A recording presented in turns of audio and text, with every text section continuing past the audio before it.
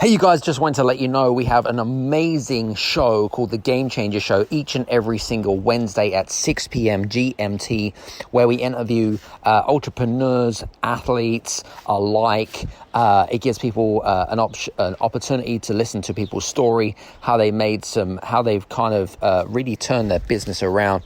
It's fun, it's thought-provoking, it's an opportunity to ask questions, and it's interactive. So if you want to come and hang out with some cool people, 6 p.m., please go to youtube.com/sleeve/Adam Strong, subscribe and click on the bell, and we'll see you there on Wednesday at 6 p.m. GMT. Cheers, take care.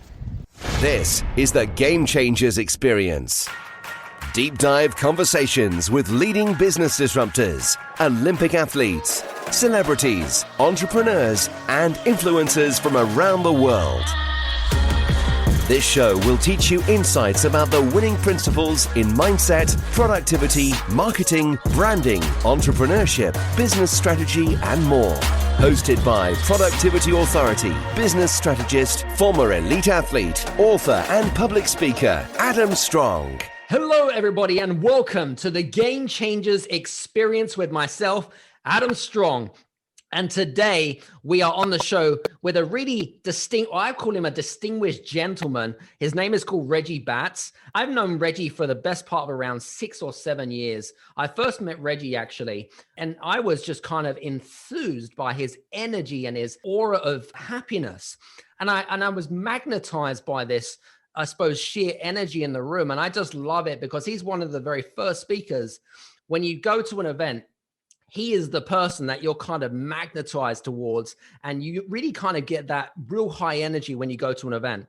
So that's how I know Reggie. Now, Reggie is also, for a decade, is, I suppose, a top performance, peak performance strategist and a motivational speaker. He's actually worked for the Tony Robbins organization and done that for over 10 years. Reggie has also spoken in over 50 different countries around the world, and has basically created a blueprint for entrepreneurs to help them to become more successful using the principles of mindset. He's an investor in business and property, and he's also an author and also a podcast host. And he's got a podcast called Mindset for Success. So you guys got to make sure you check that out. So listen, without further ado, Mr. Reggie Batts. Woo!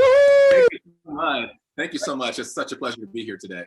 Great to have you on the show, man. Honestly, I think it's been quite a while since we last connected, but listen, I remember you, even back in kind of the first times when I really kind of, I suppose, got heavy in the personal development world of really learning stuff. And, and I just remember that energy and enthusiasm. And I just thought, hey man, I just need to reach out to you and just find out what's hanging. What are you doing? So, but listen, I'm intrigued because, we know each other, but we don't know each other on a deep level. I'd love to know more about, before you got involved with the Tony Robbins organization, right? What was your life like, and how did the opportunity arise? Well, firstly, I thank you so much again for having me on your show. I love it. Well, I was 21 years old when I met Tony Robbins. I was literally 21 years old, and I was fresh out of college, fresh out of university. I had no idea what I was going to do with my life. The peer group that I had, they just, great people, but not achievers or overachievers, if you will. Be very careful with my words.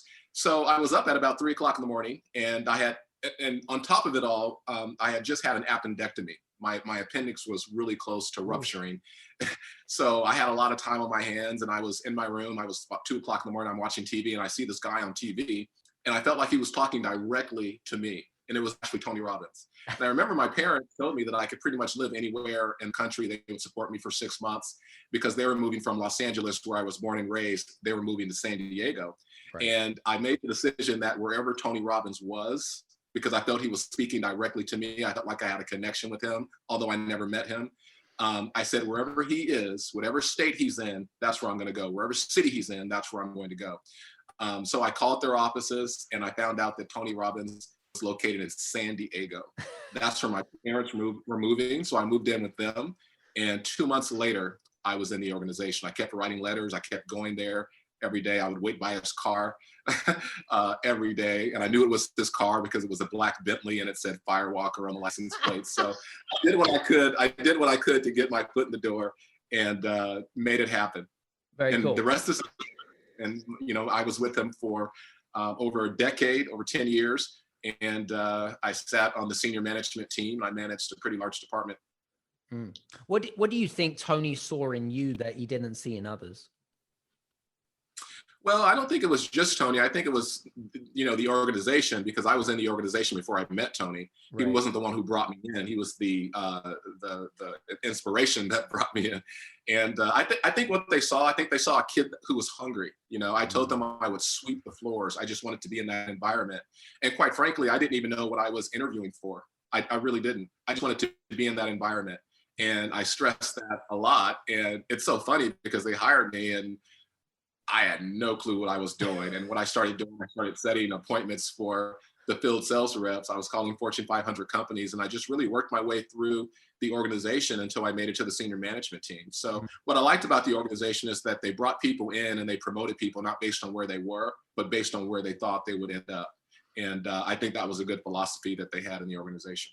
Excellent. And I guess it kind of matches your values as well in a way, doesn't it? And, if you're because I think, it's what's really important, especially when you're young. You make a lot of mistakes, don't you? And if you're attracted by a certain, I don't know, light bulb moment, or I guess, you go back to, you're a smart guy, you were pretty smart. You grew up pretty quickly at the age of 21. I know that many 21-year-olds, they're bumming around, right? They're wasting their life away, maybe in a dead-end job or whatever it is. But I guess you made that realization pretty early on. So I guess you got to be pretty thankful for that, right? Well, I think when you're young, you can take a lot of risk. I think you can take a lot of risk when you're older as well. But I think you can take more risk when you're young. And I didn't know what I didn't know, and we hear that all the time. And pretty much, I had a mindset of an employee, not the mindset of an entrepreneur. And I slowly gained the mindset of an entrepreneur. And I was an entrepreneur within Tony's companies, because he was also launching new companies under the Tony Robbins brand, which I helped launch. And it really, the executive team that I used to work with, they used to tell me all the time, make decisions like you are the owner of this organization, or like you are a partner in this organization. And that's what really gave me the entrepreneur mindset. And since then, I've just been fascinated by successful people, not by their success, but on the journey it took for them to get there. What did it take to get from here to here? What did they have to do to close the gap between where they were and where they wanted to be? And that's what I'm really, really fascinated by, especially those stories of individuals who came from nothing or came from humble beginnings, and they really make it to where it is they want to be. Some people have it easy, and that's not a problem. And some people have it a lot tougher. You just have to work hard. But I think that we all have, no matter who we are, where we're from, what color we are, what our religion is, none of that matters. What matters is, what are you going to do? Because we all have an equal chance of crossing that goal line. Love it. Very good. Good perspective. I know that you do a lot of speaking, maybe more virtually now than you ever have done. But when it comes to performing on stage, now I know this from experience because I've been there with you. But how do you feel when you go on the stage? And what is your goal? What is your goal for your audience as such? Is there anything that you have in mind before you go up on the stage? Well, what I have in mind, my goal is, how can if I could reach one person, it's totally worth my time to be there, even if I have to fly 12 hours to get there. If I could move that one person, that's what counts. My goal is to connect with the audience. My goal is to get the audience to trust me. And you have a very short period of time to do that. And I think that I've been able to sustain the coaching and the speaking that I have, because I've never betrayed that trust with the audience. I've never betrayed that trust with the people that I'm coaching. And therefore, people tell me anything. I meet people on the plane and they tell me things they haven't told anyone in their families before, because I have a way of really connecting with people. And I'm not sure if that's something that you can learn or if it's just part of the DNA. But, and you use it for good or you can use it for evil. And some people use it for evil, right? Some people use it for bad things. But I think, the more you use it for good, like I do, the more connection you have with people, and you never know who you're going to meet. You never know what you can do for, in their life and their business, and vice versa. So it's all about building relationships and nurturing those relationships, not for anything that you can get from the relationship, but what you can give. Yeah, absolutely. I so agree with what you're saying. I remember when we did a couple of virtual summits that we did this week, this year. And Bob Berg, who you will know, he wrote a great book called The Go-Giver. And, you know, He talks about the importance of serve without expectation and you shall receive, you know, and we're kind of in this arena of the more that you serve is the more that you get back in life, whether it be, you know, and you're probably a big believer of this, of the whole kind of power of the universe, right? Without being kind of woo-wooing. I mean, you've probably studied this kind of stuff hanging around with all these guys. What do you think? Well, you know, it's true, you know, and imagine if we all had that philosophy in business, how businesses would flourish. You know, imagine if salespeople, you know, when I'm coaching salespeople, I tell them, don't focus on how much money you're going to get out of the person. Focus on making sure that you're going to give them value to meet their specific needs. The money will always follow. If you chase the money, you'll never get it. You know, chase the experience, and you chase, you know, and you make sure that you give people massive value. The money will always follow. I promise you. And that's the way and that's sustainable. If you do it the other way, it's not sustainable. Short term, it might work, but long term, it's not going to work. And yet we live in a society where people are so skeptical anyway. You know, people are always looking for a reason not to engage with you. And a lot of us are giving people those reasons. So I'm consciously aware of all of those things when I'm meeting people and communicating with people and whatever the case may be, doing business with people, all of those things. I'm consciously aware of all those things. Now, you've been in 50 plus countries from around the world, right? You've met a lot of people from different cultures, from different ages, different industries. I mean, it's really diverse in its sheer. Are there any common patterns that you had found in, I suppose, the mindset space and the reasons why people aren't as successful as they could potentially be? Were there any common patterns that you picked up in your conversations and meeting with all these people? Well, not just on the mindset side, but also on the business side, being an entrepreneur. Right. The problems are all the same. And I struggled with that at first because, you know, when I first started going to other countries, I said to myself, oh my goodness, you know, the culture is so different. Maybe they have different issues, but no, whether you're in Africa or Asia or any place in Europe or America, wherever you are, it's the same problems. You know, when it comes to mindset, it's always fear. You know, I'm not good enough, you know, and just all those limiting beliefs that we come up with. You know, I had a lot of them. I had a ton of limiting beliefs. And in business, it's, you know, it's usually the lack of branding and all of that. But I'm working on their mindset before we're working on the business, because I believe that once you have the mindset right, and if you can transition from an employee mindset to an entrepreneur mindset, you're definitely going to succeed. I know a lot of entrepreneurs who are running their businesses unsuccessfully because they have the mindset of an employee. So I think that's very important.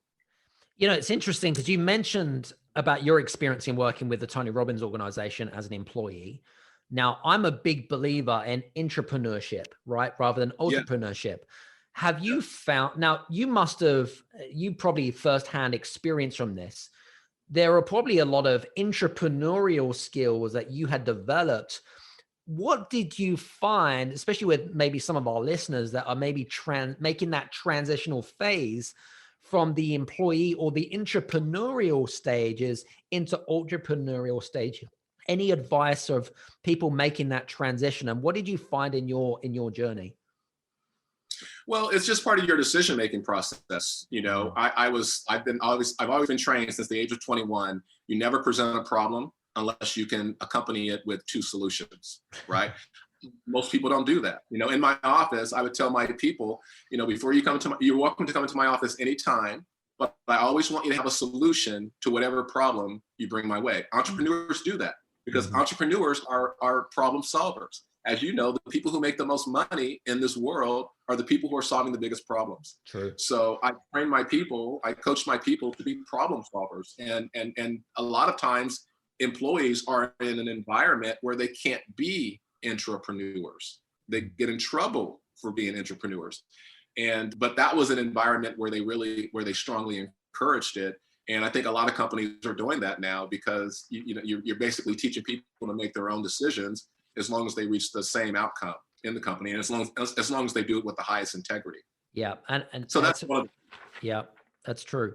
Now, I was going to actually say to you, because I know that you work very much in you do a lot of stuff on mindset, and mindset just such a broad term, isn't it, Reggie? It really is. It's such a minefield, and so, there's so much talk about, oh, you need to have the mindset, and whatever it is.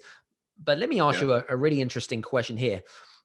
From your perspective, what is a mindset, number one? And number two, how does one get good? And let's ask the first question first. What is a mindset to you? The mindset to me is what literally controls every decision that you make, every feeling that you have, every result that you get, every failure that you get, literally, right? So in a nutshell, your mindset is how you interpret everything that's going on in your life, your decision-making process, all of that. How do you make it better? You make it better by putting yourself in an environment that's conducive to that, to whatever it is you're trying to achieve.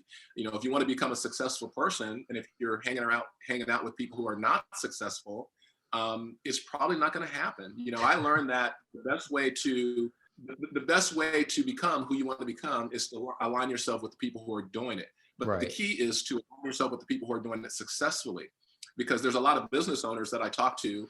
They're receiving advice from people who either don't own a business, or they're taking advice from people who own a business, but their business is not doing as great as the person that they're trying to give the advice to. I agree. So you have to sit on the shoulders of superstars and the movers and the shakers, and that's why, when I wrote my book, Mindset for Success, it's not because I'm so smart. It's because I've interviewed and aligned myself with so many people who are wildly successful, and they all have the same disciplines. They wake up. I want to know what time they wake up. What are they reading? What do they watch on TV? What networking groups do they go to? What are they wearing?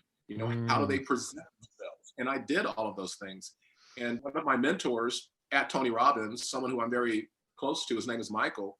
I wanted to be like him. He was my mentor at the organization. I sat with him in negotiations, and the more time I spent with him, the higher my confidence level went up. Right. And that's what we have to do. We have to really align ourselves with people who are doing the things that we aspire to do. That's so easy. And it's something that we've been hearing all of our lives.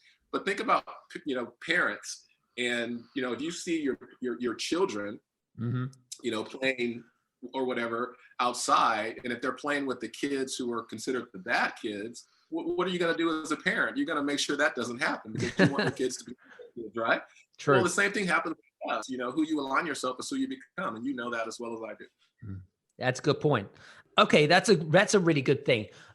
You mentioned about mentors, and is a really interesting point. And I love the fact that you mentioned about the fact that you had a mentor in the Tony Robbins organization. Did you feel, and this is a really interesting question, can we become too reliable on a mentor? And because, from my perspective, is that sometimes we want to become like our mentor, right? We want to emulate, and we want to not copy them, but we want to kind of live in the shoes of our mentor. But can that be a burden on our success, number one? But number two, is there a downfall to that? Because it's a bit like, like if you take a baby or a child, right? And it's a bit like kind of in the separation stages of when a child, a young toddler, and they go to kindergarten, right? And it's like, oh, mommy, daddy, I don't want you to let me go. Oh, mommy, daddy, right? It's kind of that type of analogy, if you like. Is there a downfall to that?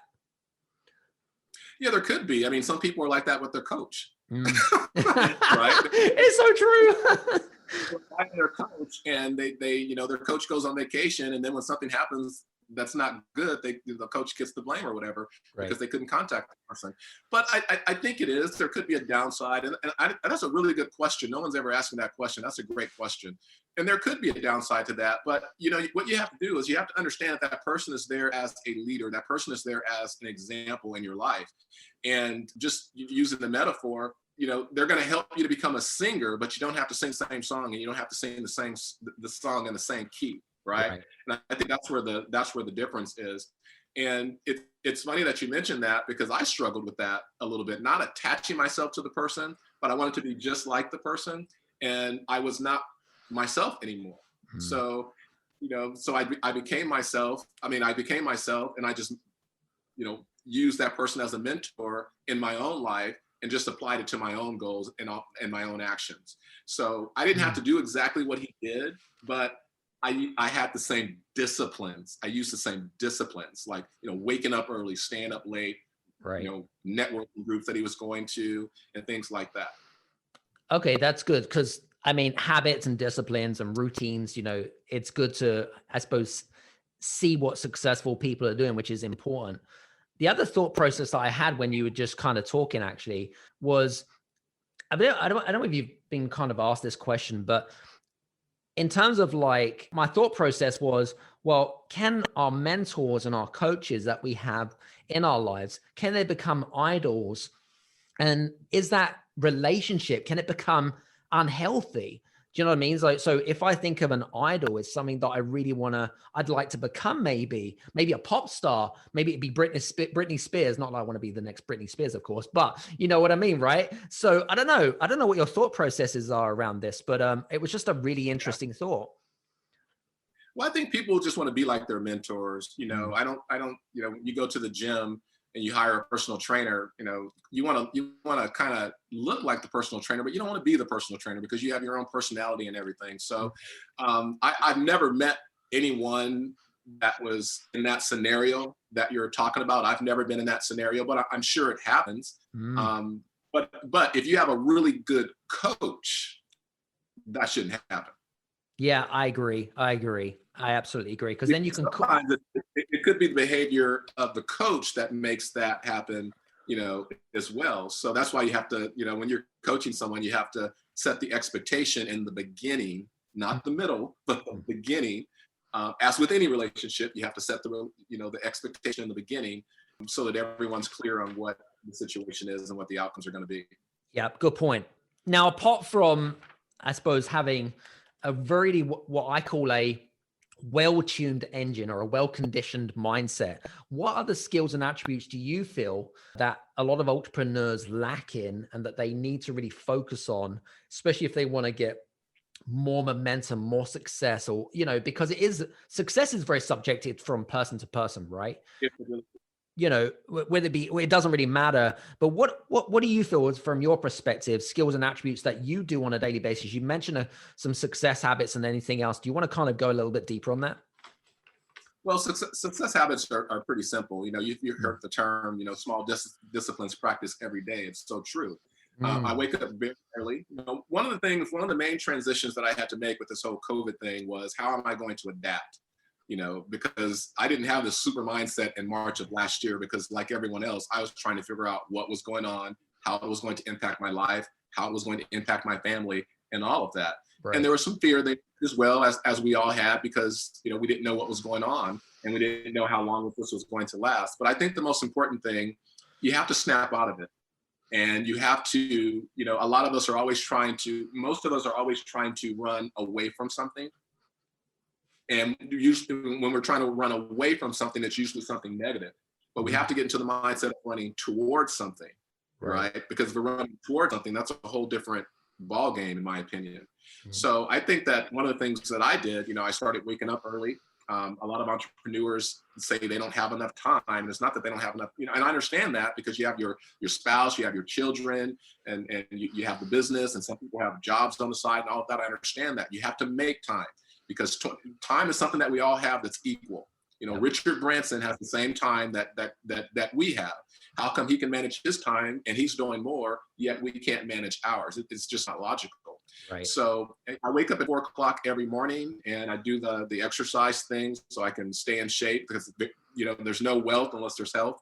And I have 2 hours per day that I'm allocating to my 30, 60, and 90-day goals. Okay. And during that time, that is my time. That's Reggie time, right? Yeah. And I could selfishly use that time for anything that has to do with me and my personal goals, because we have a lot of goals. And I think the reason why people fail at the goals, one of the reasons why, is they don't have the right strategy. But let's just pretend like they do have the right strategy. They lack allocating time to make those goals a reality.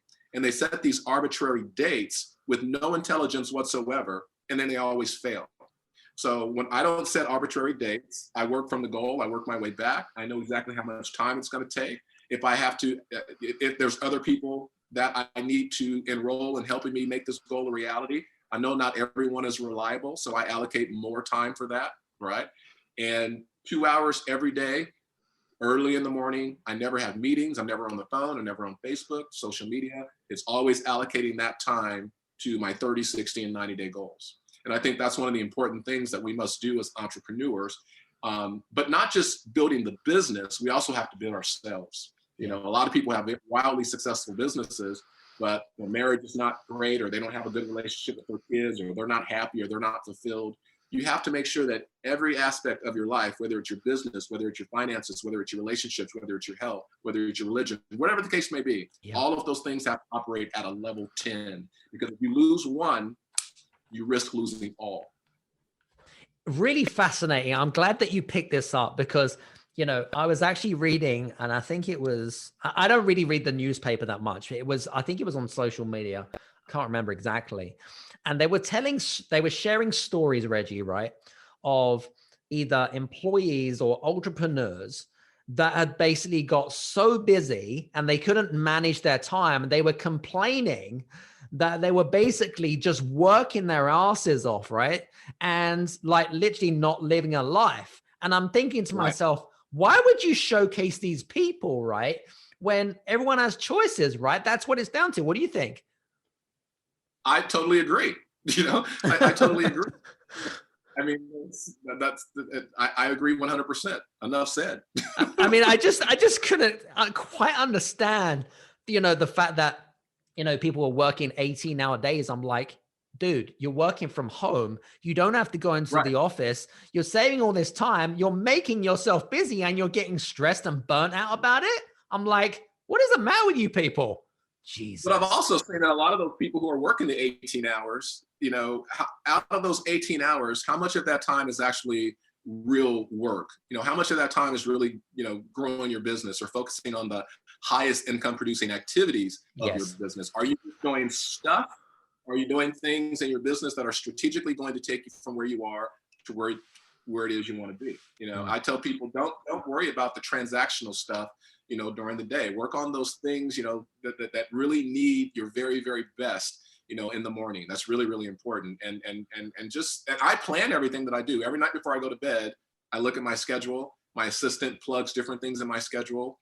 I pay my assistant for one reason. I pay my assistant to make sure that I'm keeping every commitment that I make, not only to myself, but also to my clients. It's very, very important. Love it. So, and we have, you know, if I wanted to cancel this, let's suppose I was lazy and I didn't want to do this interview today. And if I called my assistant and said, hey, can you just make up an excuse and, you know, reschedule it? He'll send me, nope, you're committed. You're going to do it. Right? Tony, we like you. We like you, whoever you are. Is it Tony, your assistant? Yeah.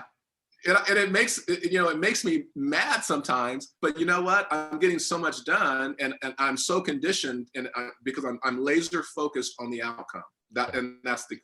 Now, do I still, you know, if I set out 20 things to do on my calendar and if I'm only doing 17, I'm still happy because there's some things that happen in the day that are out of your control. And I'm not going to beat myself up for those things. You have to allocate time for that as well.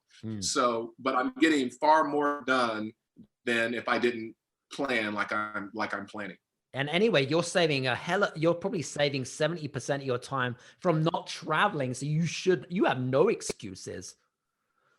Yeah, because the travel was taking up so much time. I mean, we would travel, you know, to like Dubai, stay there for 18 hours and then leave and go someplace else. And most of our time was really spent in the air. And you're right, I don't have that challenge now. And that's why I've been doing a lot of webinars. I've been doing a lot of speaking engagements online. And if I woke up tomorrow morning and found out this whole pandemic was just a dream, I would pivot my business and everything that I'm doing the way that I'm doing it right now. Fantastic. Because, yeah, absolutely. I love it. Interestingly enough, you know, it's interesting. So I've had a couple of conversations with, interesting. So we were talking about Clubhouse offline the other day, right? And Clubhouse is great. It's the audio only app. If you don't know what Clubhouse is, it's on iOS. And, you know, it's a great platform because you get to really build great connections with people on there. I'm not the type of person that spends 12, 14-hour days on Clubhouse. You just don't get anything done, right? And like you know, I'd like to make sure that I'm disciplined and I put time aside, because otherwise you're just going to get sucked into this hole. So one of the conversations that came up was, especially for like entrepreneurs, and you brought it up, is that these people would just continue to work like dogs, right? And they sacrifice their relationship. So what they probably don't know is that, hey, guess what? Your relationship with your other half is probably on the Canadian Rocky Mountains right now, and you're going to be filed for divorce next week if you're not careful. Right. Any advice for people that find it particularly difficult to, I suppose, come away from, you know, the work that they're so committed to? Because I mean, you kind of touched on it a little bit, but I know that there's a lot of people going through that right now, and I'd just love to kind of get your point of view on that. Well, first, that's a great question. First of all, I think that I don't think I know. In the beginning stages, in the infancy stages of your business, you're going to have to make those sacrifices. You're going to have to work hard. You're going to have to spend time away from your family. I sound like a broken record when I say this, but I say this all the time. I say this all the time. Having a business is like having a baby, right? And when you have a baby, you know, you have a newborn baby, you're going to spend so much time with that baby. That baby's going to take you away from your family. So is the business. The baby's going to wake you up in the middle of the night. So is the business. As much as you love the baby, that baby's going to make you mad every once in a while. So is the business, right? That baby's going to make you think, maybe I'm not a great father after all. So is the business. Maybe I'm not a great entrepreneur after all. But you don't throw the baby out. You hang on to the baby, you keep the baby, right? And the baby's going to grow. And as the baby grows, the more the baby grows, the less the baby needs you. The more the business grows, the less the business is going to need you.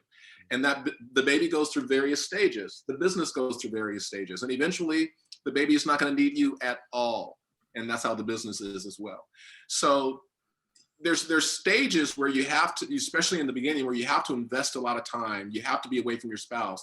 And I call it, you know, you can either, I tell entrepreneurs all the time, you can play now and pay later, or pay now and play later. Love it. That's a great metaphor. Yeah. Now, if you're years into the business and nothing's happening and you're still doing that, then there's an issue. There's a problem, you know, and that's not going to only help, you know, that's not going to only destroy your relationships. It's going to destroy, you know, you're going to destroy yourself, you know, and your mindset and all of that. You're just going to get burnt out. And the entrepreneurs who do get burnt out, that's the road they're traveling. It's a good point that you make there. Here's an interesting question here, Reggie.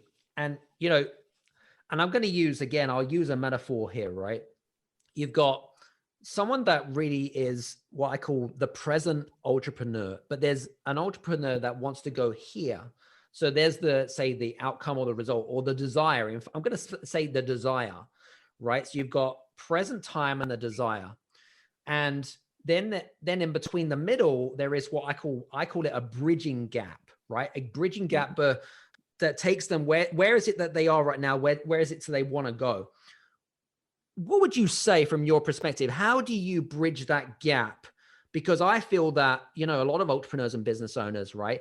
They haven't quite mastered how to bridge that gap. And that's why they kind of stay still, or they get stuck and they hit a load of blimps or roadblocks along the journey and stuff like that. And they kind of give up. Any advice there? Well, I think that they have to do things totally differently, because I think oftentimes as entrepreneurs, especially if you've been in business for a very long time, you're used to doing things a certain way. Strategy is one thing that you have to change, but you also have to change the mindset of the strategy. As you know, it takes a whole different strategy and a whole different mindset to go from 6 figures to 7 figures and 7 figures to 8 figures. Hell, it takes a different strategy and a different mindset to go from $100,000 to $500,000. Right. So we have to, I think one of the ways that I overcame it is I accepted the fact that I have to always step outside of my comfort zone. I have to always do things differently. By the way, even if you had a year last year that was wildly successful, you still have to do things differently this year in order to make this year better than last year. Right. Because even if you do what you did, even if you do exactly what you did last year, at best, you're going to get the same result. And a lot of people don't even get the same result. So you really have to do things differently. You have to step outside of your comfort zone. And you know, I've had coaches have me do things that I thought was absolutely insane, you know, and I didn't want to do them. And these are things that would bridge me from where I am to where I wanted to be. But based on my view of the world, it was insane to do something like that. But based on their view of the world, it was the most logical thing to do, because these are things they've done over and over again. I remember one of my coaches, one of the first things he wanted me to do, I had coaching clients who weren't paying me. And 60% of my coaching clients were not paying me, right? So where was my focus? My focus was I was just chasing receivables. Now, the other 40% of the people who were paying me, and by the way, who were my best clients, I wasn't giving them any attention at all. So what my coach wanted me to do, he says, I want you to fire 60% of your clients. He wanted me to fire the people who weren't paying. That wasn't logical to me, right? I'm like, you're absolutely crazy. And he's like, they're not paying you anyway. And the likelihood of you collecting those revenues is slim to none. Right. So we got rid of those clients responsibly, and I was able to bring on 7 additional clients, which was significantly less than 60%. And within 3 months, which far exceeded the revenue that I had with those other clients. That's not a decision I would have made on my own. That's not the decision that I wanted to make. But my point in telling you that story and going back to your question is, sometimes in business, in order for us to get from one place to another place, we have to do things differently. We have to make sure that we're getting the right advice to do those things differently in order to bridge ourselves from where we are to where we want to be. Very, very important. So, and sometimes we just don't understand what those things are. Even today, you know, my coach has me doing things that maybe I don't understand it, but I have such a great track record of succeeding because of his advice that I just don't question it anymore. Love it. Very good. It's interesting. You mentioned about the fact that you don't question it anymore. And I was speaking with who's turned into a really good friend of mine, Reggie. He actually lives in San Diego. He lives in La Jolla. His name's Dr. Marshall Goldsmith. And you know, probably Marshall Goldsmith, one of the most successful executive coaches in the world. And he talked to me about a process of when he takes on clients, what he does is he says one of the conditions and the expectations is that you must never argue with me. You should just agree with me and say, thank you, Marshall. And I was like, really? I was like, this is fascinating. It's similar to kind of how I operate, and it's maybe how you kind of operate. But whenever a client argues with him, what he does is he finds his client $20. And I remember he was telling a story, Reggie. I'll just quickly tell you a quick story. He was coaching a billionaire CEO, and he was managing a Fortune 500 company. And they just made a donation to their charity. It was like, I don't know, something insane, like $750 million, made a donation to the charity, big company. And then he had his coaching session the next day, and he started arguing with Marshall. And every time he, called up on his BS, he would fine him $20. And at the end of it, he said, right, you owe me $400. And the client turned around and said, wow, that's expensive. And he goes, well, hang on a minute. This $400 that you're being fined, we're going to be giving it to your charity. You just paid $750 million to them yesterday. What difference does it matter? He goes, the only difference that matter is because you're losing. And people don't like losing, right? Right. Interesting, right, Reggie? I don't know if you've ever come across that, but I found it fascinating. Wow. I mean, seriously. He's in La Jolla? He's in La Jolla. Seriously, he's got like the best view of the bay. And I'll talk to you about something offline, which I think I'm just so super pumped about. Marshall was on our last virtual summit. Such a great guy. So humble. He grew up Yeah, go on. Going back to your point, I do think that I think you can question. What I mean by question, if a coach says do X, Y, Z, sometimes I want to know why, because sometimes the why helps me to understand how he or she led to that decision. Right. I think that's okay.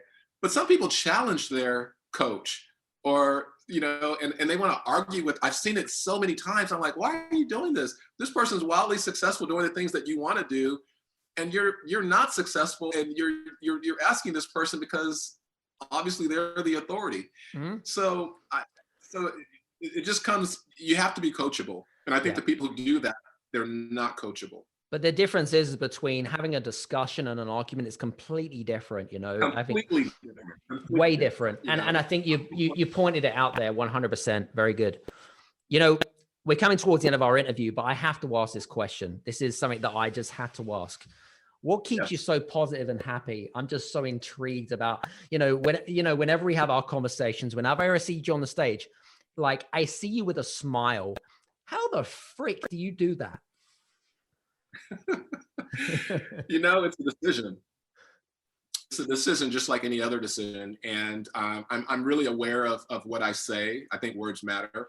I'm very aware of what I say and how I say it. And I want to leave people with a great impression, and that's been part of my brand for a very long time. And I mess up every once in a while because I'm not perfect. But I have a big belief that, with everything that happens in life and everything that happens in business, the good and the bad, we have to accept the fact that life happens for us, not, it doesn't happen to us, it happens for us. Life is a gift, it's not a curse. And what we make out of that is really up to us. And it's ultimately our own responsibility to determine our level of happiness. And we have to figure out how we can get out of the sadness or whatever. So I just like to be a light to other people. And it's a choice that we make. It takes far less energy to be in a good mood than it does to be in a bad mood. It takes far less energy to have a happy mindset as opposed to a sad mindset. And I think that's just been a part of me. Yeah. And I align myself with really good people. I align myself with people who are doing the things that I aspire to do. I align myself with people who are also happy. And, because like I said earlier, your environment has a lot to do with everything that you're doing. And this is the way you get results, right? This is the way you get results.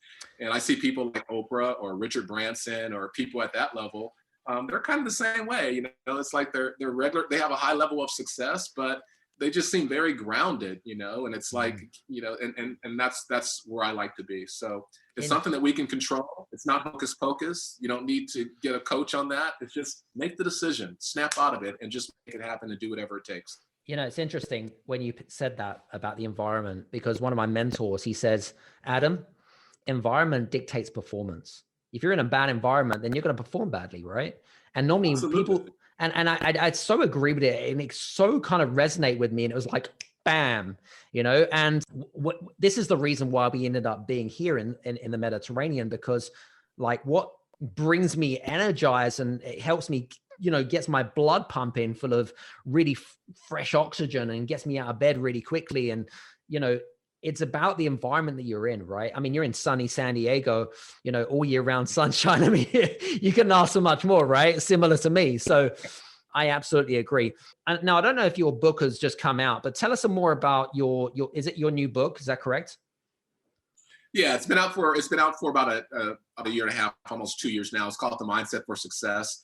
And it's really a book. It's a book. When I wrote it, I said to myself, I want a 16-year-old and an 80-year-old to both perceive this. I mean, to both learn from it, right? So I wanted to make it an easy read, but I also wanted to put some substance in there. I interviewed a lot of people for the book, and it's just been my experiences from my time with Tony Robbins up until now of what it takes to really be successful. And I've met a lot of successful people in my life. I had a lot of great mentors in my life who were very successful. I had a lot of coaches in my life who were very successful. And I noticed that they all do the same thing. They all have the same disciplines.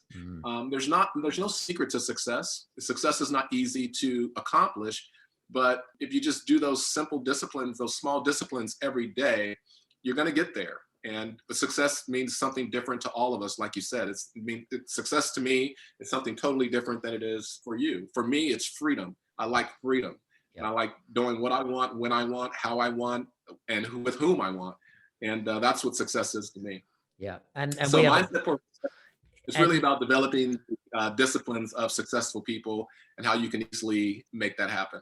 Yeah. And I totally agree with you with all of those things, because they are similar to that. That's probably one of the reasons why I had to get you up here on the show, purely because we have similar values. And, and people that have similar values, I'm not being funny. They're the ones that are generally the more successful people in life. They're the ones that have a good outlet. But it's not just about creating wealth. It's about about serving others. It's about showing up, right, and living a happy life. That's kind of, to me, that makes sense, right? Absolutely, and it's important to do that. And advertising bad news. I don't like advertising things that happen in my life that are bad. But why should I? I don't want to put that energy in there. So I just, some people put things on, put their problems on Facebook, and, they get all this engagement because, they're putting all this negative stuff out there. And, right. And quite frankly, I think people like it because they're happy that it's them, and they're happy that it's you and not them, It's crazy. I mean, who wants drama? There's enough drama out there. I mean, come on, we've gone through so much drama anyway. Jesus. I don't watch TV too much. You turn the TV on, it's all negativity. And I wrote down all the things that are negative in my life, and I got rid of all those things. And I tell people, fire those people in your life that are negative. It's tough enough to achieve greatness with positive people in your life. It's nearly impossible with negative people in your life. Fire those people. And I know that sounds harsh, but achieving your goals and building a business and achieving greatness, it takes time to do that, and it takes discipline, and it takes a good mindset, and it takes a lot of effort. And if you're in a cesspool of negativity, it's just not going to happen.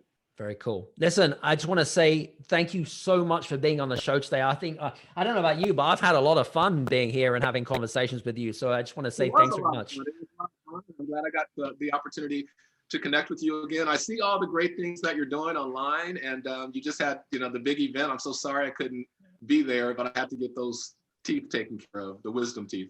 Oh yeah, I remember that. That's all good. But I'm sure there's going to be other opportunities, 100%, and absolutely. And we can explore that definitely. So guys, listen, I hope that you've enjoyed today's show. What I would endorse you to do is to connect with Reggie, by the way.